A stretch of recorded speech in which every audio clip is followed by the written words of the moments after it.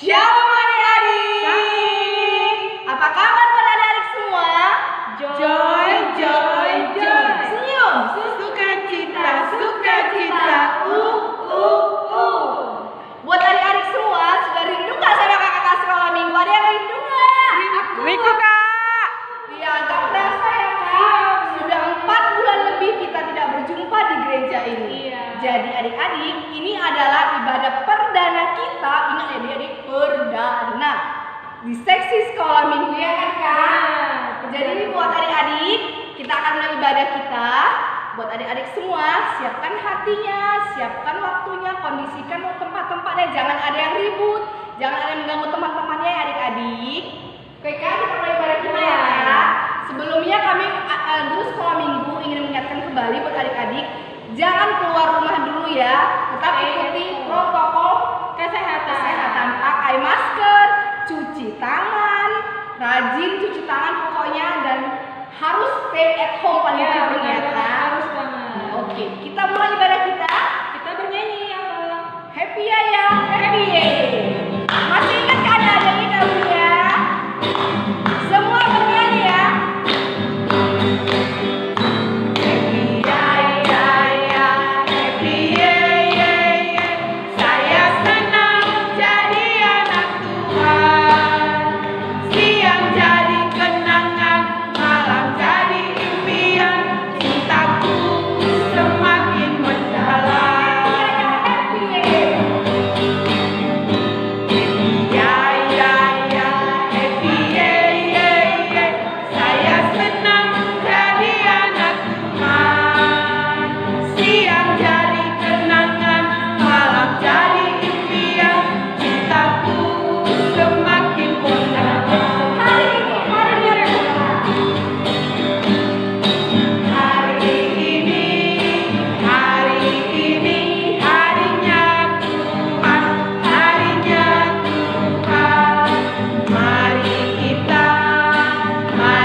kita bersukaria, bersukaria. Hari ini harinya Tuhan. Mari kita bersukaria. Hari ini harinya Tuhan. Apa kabar?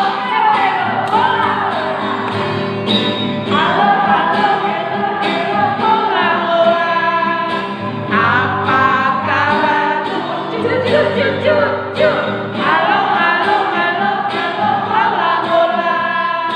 Apa kabarmu? Semuanya senang, selalu ada Yesus. Jangan kamu sedih, jangan kamu susah, sebab Yesus besertamu. Semua badannya kecil, tapi rajin sekali. Anak Tuhan, walaupun kecil, tapi rajin ke gereja. Yang punya raja, tapi berbaris kaki.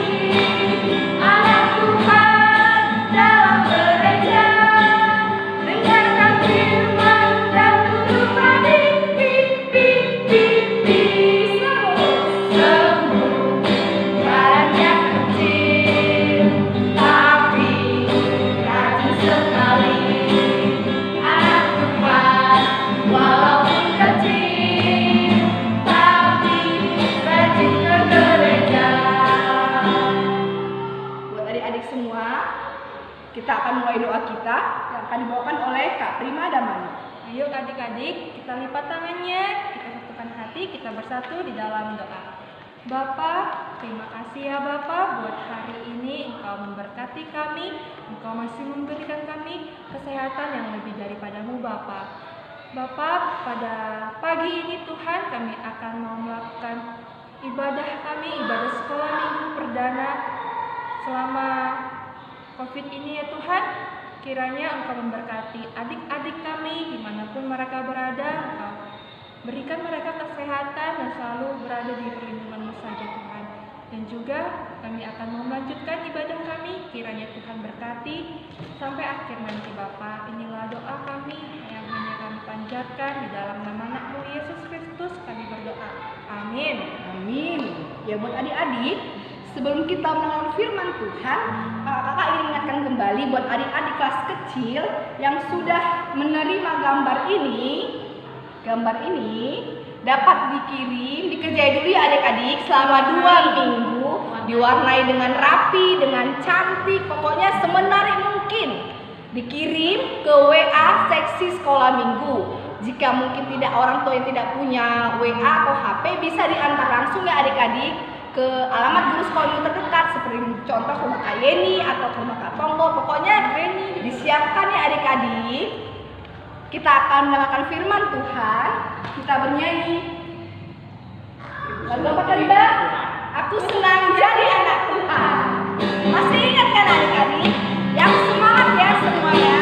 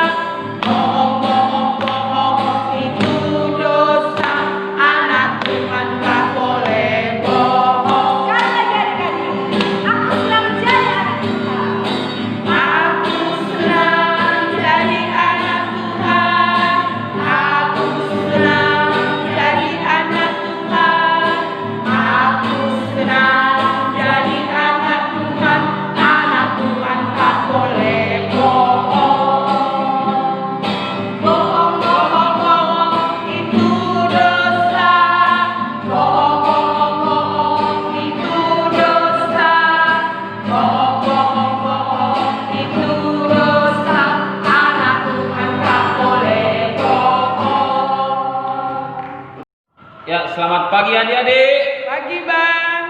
Iya, saatnya kita mau mendengarkan firman Tuhan. Sudah berapa lama tadi dibilang kakaknya tidak mendengar firman Tuhan di gereja? 4 bulan Bang. Hampir 3 bulan lebih ya. Ya saatnya hari ini pusatkan hatinya, pusatkan pikirannya, berikan waktunya untuk mendengarkan firman Tuhan yang langsung disampaikan guru sekolah minggu GKPS Pardamaian. Baik adik-adik, sebelum kita mendengarkan firman Tuhan, siapkan dulu Alkitabnya ya. Harus letak di depannya. Ya, yang belum ada Alkitab cari dulu. Ambil dulu Alkitabnya. Ya, yang sudah, nanti kita mendengarkan firman Tuhan dari Kejadian 11 ayat 1 sampai 7. Ya, sebelumnya kita bersatu dalam doa. Semuanya kelas kecil, kelas besar, kelas remaja, lipat tangannya, kita mau berdoa. Ya Tuhan Bapa di sorga, Engkau sumber hidup kami yang memberikan kami kesehatan hingga pada pagi hari ini. Terima kasih Bapa untuk segala pertolongan-Mu. Kami semua Tuhan memiliki kekuatan yang baik, memiliki fisik yang baik, memiliki kekuatan imun yang baik. Itu semuanya bersumber dari Engkau. Saat ini Tuhan, kami mau menyerahkan hati dan pikiran kami untuk mendengarkan firman-Mu, firman-Mu yang hidup, yang akan mengajari kami, mengubah hati kami, mengubah pikiran kami untuk menuju ke arah yang benar sesuai dengan kehendak-Mu. Terima kasih ya Bapa. Kami serahkan hidup kami ke tangan pengasihan-Mu. Hanya di dalam nama Yesus Kristus kami sambut firman-Mu. Amin. Ya baik adik-adik, kita kembali buka Alkitab Kejadian 11 ayat 1 sampai 7. Ya, yang sudah dapat kita baca bersama-sama. Yang belum dapat dicari sampai dapat ya. Kejadian 11 ayat 1 sampai 7. Baik, kita baca bersama-sama. dua-duanya menara Babel. Adapun seluruh bumi satu bahasanya dan satu logatnya. Maka berangkatlah mereka ke sebelah timur dan menjumpai tanah datar di tanah Ginear. Lalu menetaplah mereka di sana. Mereka berkata seorang kepada yang lain, marilah kita membuat batu bata dan membakarnya baik-baik. Lalu bata itulah dipakai mereka sebagai batu dan ter segala-gala sebagai tanah liat. Juga kata mereka, marilah kita dirikan bagi kita sebuah kota dengan sebuah menara yang puncaknya sampai ke langit. Dan marilah kita cari nama supaya kita jangan terserak ke seluruh bumi. Lalu turunlah Tuhan untuk melihat kota dan menara yang didirikan oleh anak-anak manusia itu. Dan ia berfirman, mereka ini satu bangsa dengan satu bahasa untuk semuanya. Inilah barulah permulaan usaha mereka. Mulai dari sekarang, apapun juga yang mereka rencanakan, tidak ada yang tidak akan dapat terlaksana. Baiklah kita turun dan mengacau balaukan di sana bahasa mereka, sehingga mereka tidak mengerti lagi bahasa masing-masing. Ya, demikian pembacaan firman Tuhan.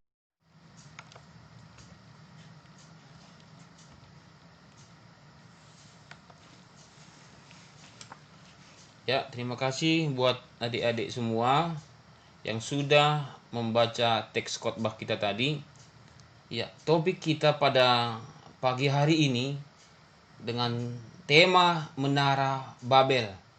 Ya, ada yang tahu adik-adik kira-kira kapan terjadinya pembangunan Menara Babel?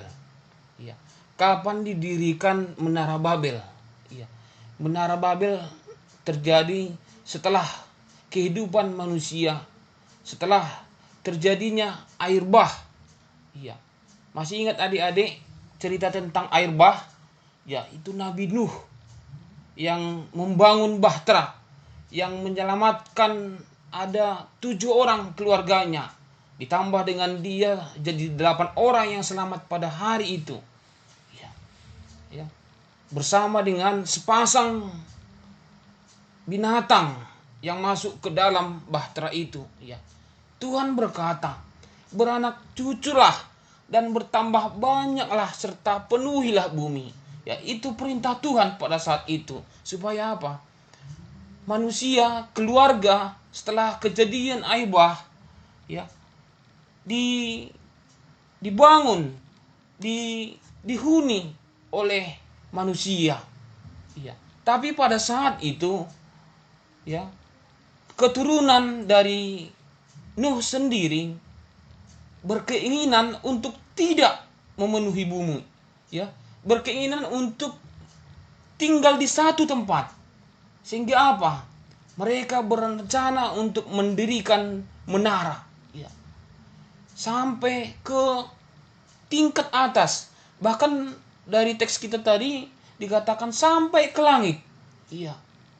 Itulah rencana mereka, supaya di satu tempat tidak berpencar, sehingga apa? Ya, tidak mematuhi lagi perintah Tuhan yang di awalnya dikatakan, ya, supaya keluarga Nuh, supaya keturunan dari Nabi Nuh sendiri beranak cucu dan memenuhi seluruh bumi. Ya. Sehingga apa?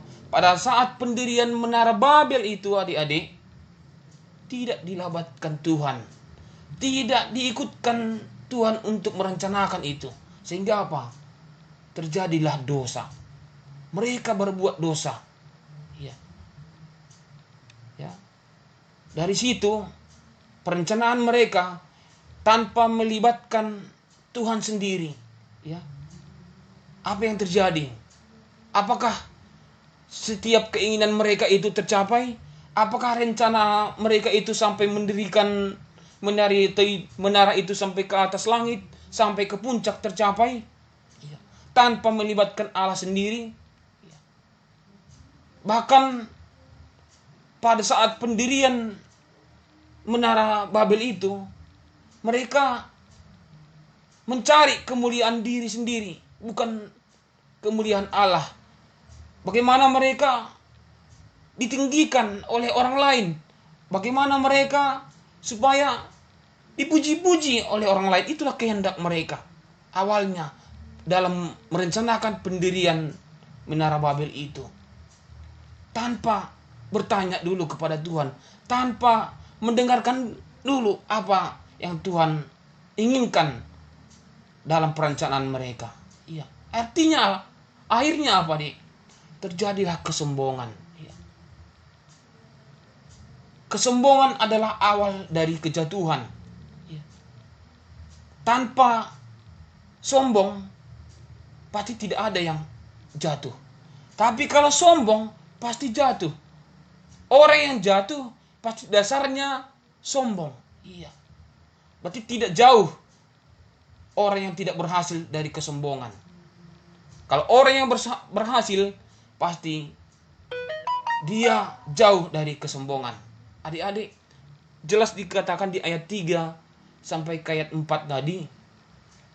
Mereka berkata seorang kepada yang lain, marilah kita membuat batu bata dan membakarnya baik-baik. Lalu bata itulah dipakai mereka sebagai batu dan tergala-gala sebagai tanah liat. Juga kata mereka, marilah kita. Ya, perhatikan adik-adik. Ada berapa kata kita di situ? Kalau kita baca ulang lagi dari ayat 1 sampai ayat yang ke-7. Coba perhatikan. Ada berapa kata kita di teks itu? Iya. Itu menandakan bahwasanya di situlah letak kesombongan itu. Aku, kita itu sama. Mengartikan bahwasanya meninggikan diri sendiri. Iya. Tanpa melibatkan orang lain. Iya. Kesombongan itu adalah sulit untuk dideteksi. Dosa yang sulit untuk dideteksi. Kenapa?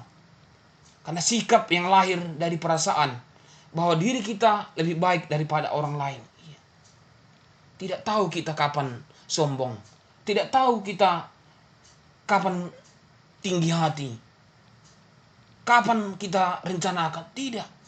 Tapi pada dasarnya kesombongan itu adalah meninggikan diri sendiri. Lebih baik kita daripada orang lain. Lebih tinggi kita daripada orang lain. Itu dia poin dasarnya. Marilah kita dirikan bagi kita sebuah kota dengan sebuah menara yang puncaknya sampai ke langit. Ya, itu kata-kata di teks kita tadi. Marilah kita cari nama. Mengartikan bahwasanya dasar mereka untuk mendirikan menara itu apa?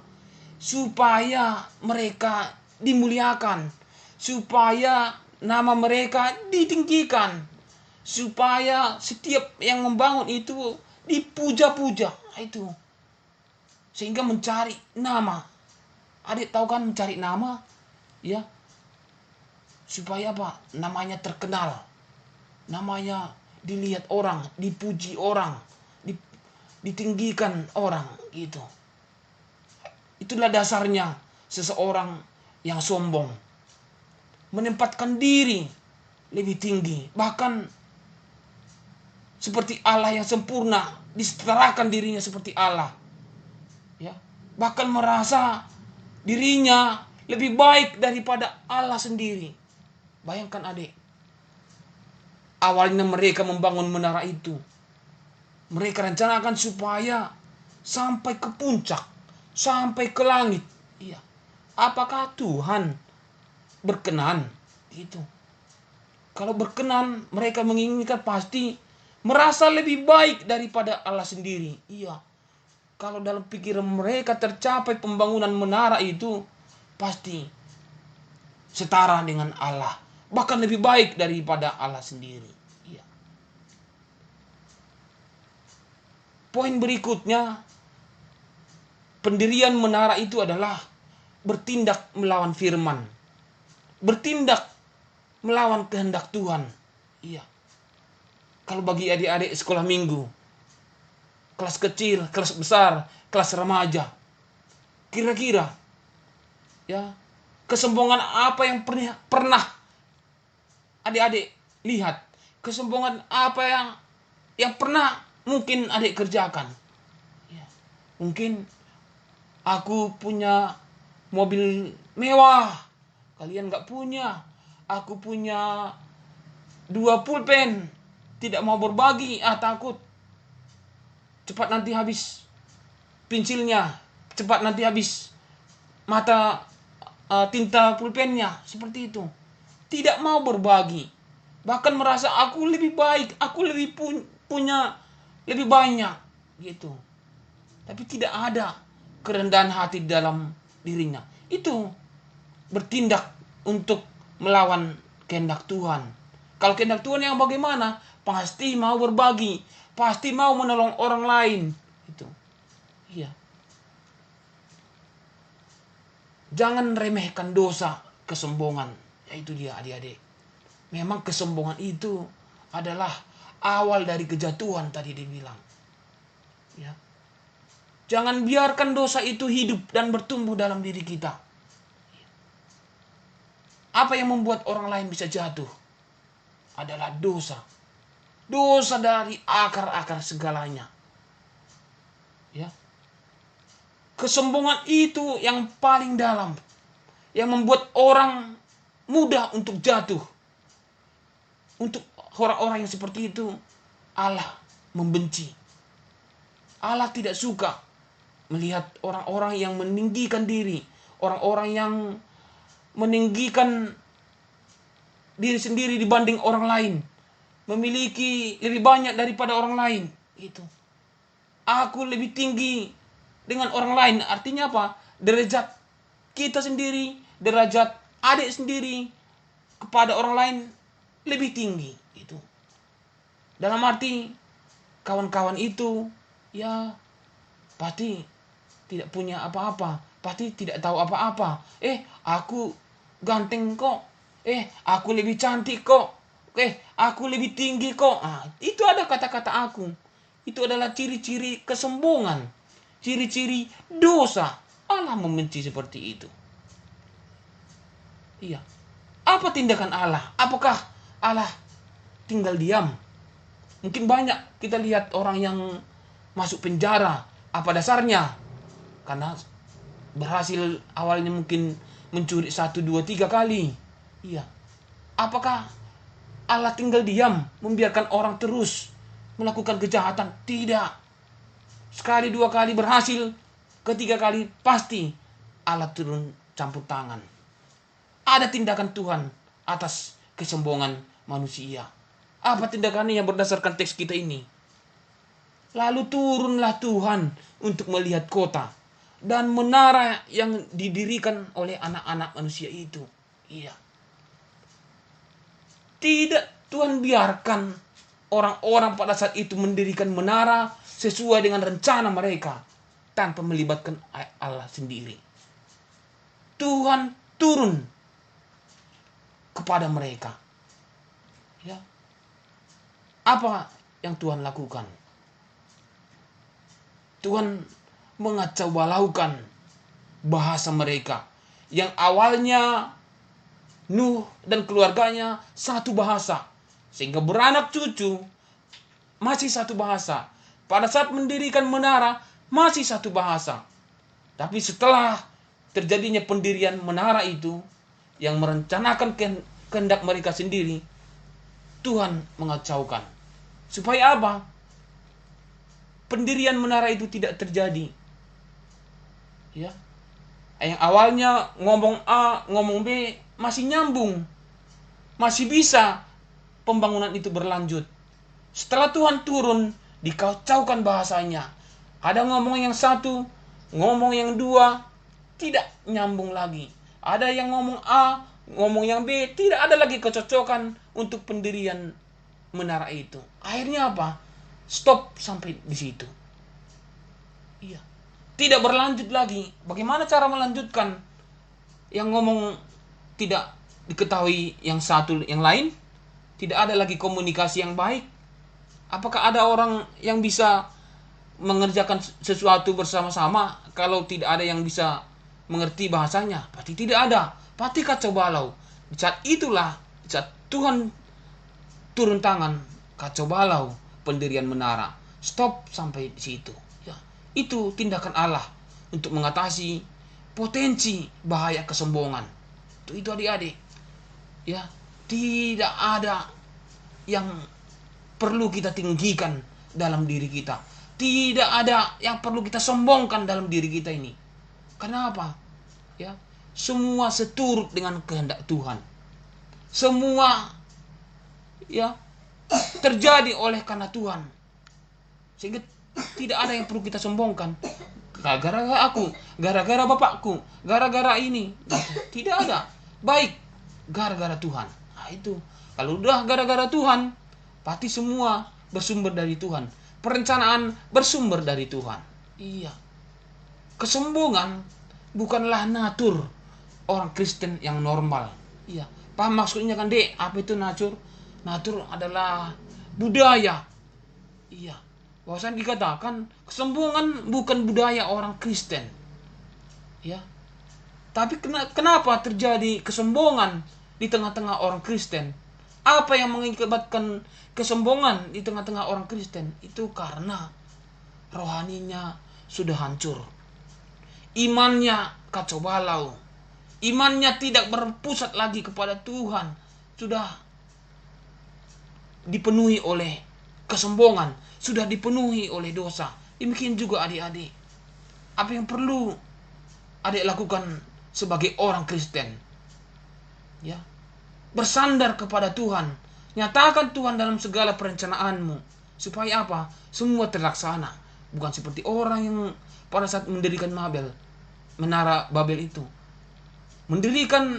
Merencanakan tanpa melibatkan Tuhan, semuanya akan sia-sia. Iya. Aku mau juara 1, aku mau juara 2, aku mau ranking di kelas. Tanpa melibatkan Tuhan, semua akan sia-sia. Bahkan terjadi pun juara tanpa melibatkan Tuhan, juaranya itu pasti sia-sia. Tapi abang yakin dan percaya, orang yang juara terhadap anak-anak yang rajin belajar, anak-anak yang patuh kepada Tuhan, anak-anak yang rajin berdoa, mengandalkan Tuhan, pasti akan terberkati sampai selama-lamanya. Adik-adik, siapakah yang layak untuk sombong? Yang layak untuk sombong hanyalah satu, yaitu siapa? Orang yang tidak punya dosa. Orang yang tidak punya kesalahan dari lahir sampai akhir hidupnya. Itu siapa? Hanya Kristus sendiri. Iya, hanya Kristus sendiri yang layak untuk sombong karena tidak ada dosanya. Tapi kenyataannya apa, adik-adik? Yesus sendiri yang tidak berdosa, yang tidak melakukan kesalahan, tidak sombong. Iya. Ia adalah pencipta alam semesta dan sekaligus yang punya dunia ini. Iya, bayangkan Tuhan yang punya dunia ini, tapi dia tidak sombong. Kita apa? Manusia apa? Apa yang dimiliki? Hanya sebatas hidup aja, tapi banyak yang sombong. Iya. Baik adik-adik sekalian, bagaimana caranya supaya nyata orang Kristen yang sejati, orang Kristen yang tidak sombong, ya, orang Kristen yang membenci segala dosa, ya, pasti harus dipenuhi dengan firman Tuhan, harus dilengkapi dengan firman Tuhan, rajin berdoa. Coba adik-adik rasakan dulu dirimu selama pandemi ini, selama belajar di rumah, selama ibadah bersama orang tua di rumah. Rasakan dulu seberapa besar doamu kepada Tuhan, seberapa banyak, seberapa seringnya kamu membaca firman Tuhan. Iya. Yang perlu kita renungkan adalah membuat perencanaan tanpa melibatkan Allah adalah kejahatan dan kesia-siaan. Ya. Apapun yang direncanakan, ya, untuk mencapai segala sesuatu tanpa melibatkan Tuhan adalah sia-sia. Ya. Apa yang dikerjakan atau yang disuruh oleh orang tua tanpa melibatkan Tuhan, atau hanya terjadi kesombongan, atau hanya berusaha untuk diri sendiri, pasti sia-sia semua pekerjaan itu. Iya, ada disuruh orang tua, kerjakan dulu ini, tapi karena pekerjaan itu tidak didasari dengan keseriusan, pasti akhirnya akan sia-sia. Kalau disuruh kian cuci piring, pasti piringnya banyak yang berpecahan, karena tidak di dalam hatinya, karena tidak serius mengerjakannya. Iya. Yang kedua, yang menjadi renungan, mencari kemuliaan diri sendiri bukan kemuliaan Allah adalah dosa kesombongan. Iya, tidak ada yang lebih tinggi dari Tuhan. Yang lebih tinggi hanyalah Tuhan sendiri. Iya. Orang yang meninggikan diri akan direndahkan. Orang yang merendahkan diri akan ditinggikan. Mau pilih yang mana, adik-adik? Ya. Yang jelas orang yang meninggikan diri, mencari kemuliaan diri, itu adalah kesombongan. Yang ketiga, membangun menara Babel adalah tindakan melawan kehendak Tuhan. Iya. Orang-orang pada saat itu berencana untuk membangun menara Babel tanpa sepengetahuan Tuhan, tanpa melibatkan Tuhan, ya, akan melawan kehendak Tuhan sendiri. Artinya segala sesuatu akan sia-sia. Apapun yang dikerjakan akan tidak terlaksana. Baik adik-adik, sikap sombong itu tidak baik karena bisa merugikan orang lain, bahkan diri kita sendiri. Kita harus menjadi orang yang rendah hati. Dengan sikap rendah hati, pasti kita membuat Tuhan tersenyum kepada kita semua. Tuhan akan memberkati kehidupan kita, kehidupan adik-adik, jikalau kita sudah rendah hati. Demikian firman Tuhan pada pagi hari ini. Ya, yang menjadi tugas buat adik-adik untuk kelas kecil yang sudah bisa menghafal, kelas besar, kelas remaja, ya, silakan dihafal Lukas 14 ayat 1. Kemudian videokan bagi adik-adik yang sudah bisa menghafal. Ingat, dihafal bukan dibaca. Sehingga lambat laun firman Tuhan sudah banyak tersimpan di dalam hati kita. Itu yang akan menguatkan kita untuk mengerjakan segala sesuatu, merencanakan apapun yang kita inginkan. Amin. Terima kasih. Kemudian kita berdoa. Ya Tuhan Bapa di surga, Bapa pemilik hidup kami sangat bersyukur untuk segala berkat pertolongan-Mu, untuk setiap penyertaan Tuhan di tengah-tengah kehidupan kami, di tengah-tengah pandemi. Terima kasih Tuhan, sampai saat ini kesehatan yang bersumber dari Tuhan kami rasakan. Biarlah Tuhan, kami boleh mendapatkan perlindungan dari Engkau hari ini hingga selama-lamanya. Tuhan Yesus, kami yakin dan percaya firman Tuhan yang sudah kami dengarkan pada saat ini, yang menceritakan bagaimana pembangunan Menara Babel pada saat itu tidak terlaksana oleh karena kesombongan mereka, tidak melibatkan Tuhan untuk membangun itu. Demikian Tuhan turut campur tangan untuk mengacau balaukan bahasa mereka, sehingga pendirian Menara Babel saat itu tidak terlaksana.